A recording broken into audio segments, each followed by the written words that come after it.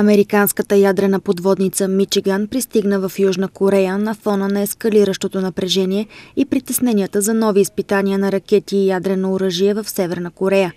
Мичиган ще се присъедини към пристигащата група бойни кораби, водени от самолетоносача Карл Винсън.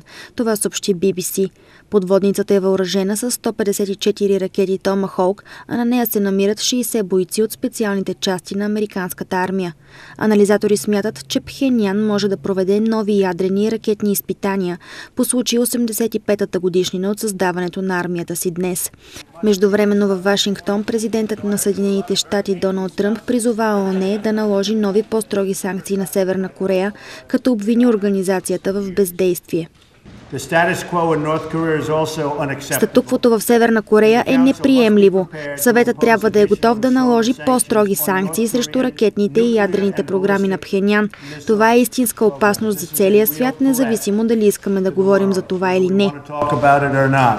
Според източници на агенция Reuters от кабинета на президента, санкциите най-вероятно ще включват налагането на ембарго върху петрола, което ще възпрепятства севернокорейските полети и ще изложи на риск работата на чуждестранните банки в страната.